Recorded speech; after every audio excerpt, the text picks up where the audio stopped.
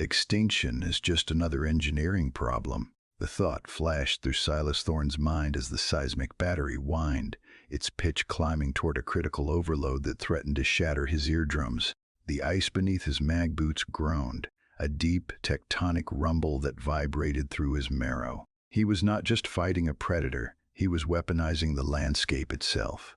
Beside him, the pale Arbiter, a towering, multi-limbed delegate from the Galactic Council, stared at the encroaching horde with eyes wide in alien calculation. They were surrounded on the glacial shelf.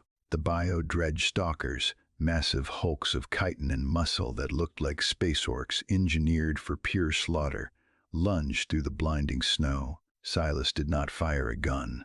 He looked at the alien diplomat and shouted over the gale, "We don't break walls, we build doors." And this door opened straight into the abyss. He smashed his fist onto the detonator. The world turned white, and gravity surrendered. 3 hours before the ice shelf became a weapon, the atmosphere at Outpost Sigma 9 was suffocatingly polite. Silas stood before the pale Arbiter in the central command hub. The alien was sleek, shimmering with a bioluminescence that usually signaled high status among the stars. This was not a trade negotiation, it was a trial. The Arbiter had come to assess the Terran spirit, to determine if the newcomers were too volatile for the civilized galaxy, or if they could be trusted. Your history is categorized by kinetic violence. The Arbiter clicked, its translator smoothing the harsh edges of its native tongue into a neutral synthetic voice. You are a Deathworlder species. You consume resources and burn obstacles. The Council sees an apex predator in infancy. Dangerous. Unpredictable. Silas leaned back against the console, unbothered by the accusation. He knew how this looked. To them, humanity was a terrifying variable in a perfectly solved equation. We survive. That is human ingenuity. We adapt to the impossible because the universe rarely gives us a choice. Adaptation is not justification, the Arbiter countered, its multiple eyes narrowing. We value stability. Humanity offers chaos. I am inclined to recommend containment. Terror arrived on silent frequencies. The debate ended not with a handshake but with a system failure. The proximity alarms did not blare. They simply cut out, overwhelmed by a massive signal jammer that erased the outpost's electronic eyes. The floor lurched violently, throwing the Arbiter off balance. Silas instantly checked the hardline monitors. Nothing appeared on the radar, but the seismic sensors were redlining, screaming about movement where there should have been solid ice. "Is this human treachery?" the Arbiter demanded, mandibles clicking in rapid agitation. "A demonstration of your chaos?" "No," Silas said, his voice dropping into a calm command register. This was crisis management in real time. He grabbed his mag-coil rifle from the rack. "It is a breach." The reinforced glass of the observation deck shattered inward. Cold air, instantly freezing the moisture in their breath, rushed into the warm command hub. From the blinding white blizzard outside, shapes emerged. Bio-dredge. They were not intelligent. They were biological machines. Ancient hunters waking up to a new heat source. This was a classic science fiction story nightmare come to life, an ancient evil rising from the ice, but Silas did not have time for literary appreciation. "Run," Silas ordered, his tone leaving no room for diplomatic debate. The Arbiter stood frozen, its logical mind struggling to process the sudden violence. "Logic dictates we are trapped.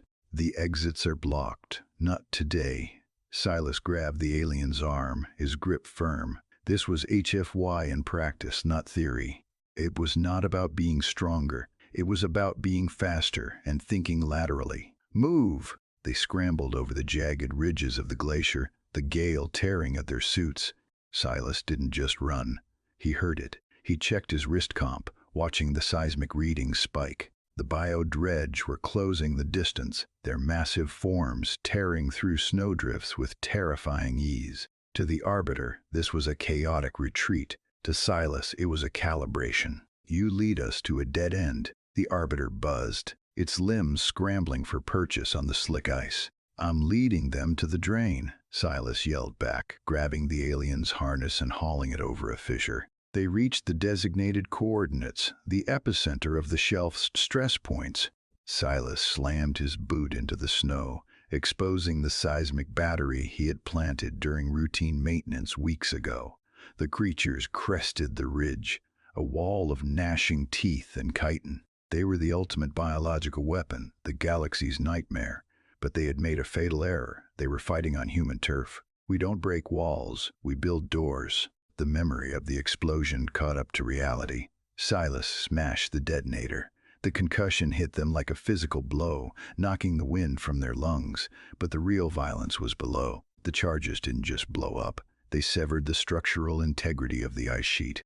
A spiderweb of fractures raced outward at supersonic speeds, glowing white-hot against the blue ice. With a sound that felt like the planet itself was cracking open, the entire glacier shelf beneath the bio-dredge herd collapsed. Gravity reclaimed the apex predator. The monsters howled as the ground simply ceased to exist, plunging them thousands of feet into the crushing depths of the hypersaline ocean below. The water churned, freezing instantly around them, sealing them in a tomb of flash-frozen slush. Silas and the Arbiter lay flat on the remaining stable ledge, covered in ice dust. The roar of the collapse faded, replaced by the high-pitched whine of the wind. Silas stood up, brushing ice from his visor. He offered a hand to the Arbiter. The alien stared at the outstretched hand, then at the gaping chasm where an army had stood seconds ago. "You destroyed the terrain to save the objective," the Arbiter stated, its voice shaking with a mix of terror and awe. "That was calculated." "That is the Terran spirit," Silas corrected, hoisting the diplomat to its feet. "We don't have claws, we don't have natural armor, so we use the world.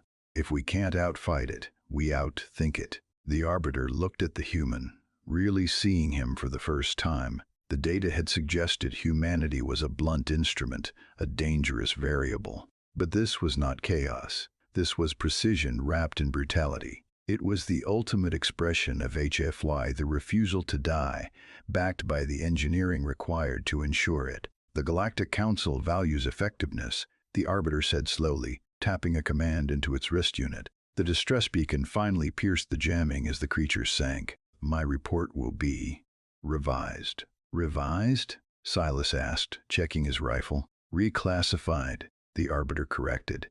"The bio-dredge are a threat to the sector. You treated them like a sanitation issue. Perhaps the galaxy does not need to be protected from you. Perhaps it needs you." Silas watched the transport ship descend from the clouds, its engines burning bright against the gray sky. Extinction had been canceled. "Just point us at the problem," Silas said, watching the landing gear deploy. "We'll engineer the solution." The Arbiter nodded. Humanity was no longer a liability. They were the galaxy's new favorite tool.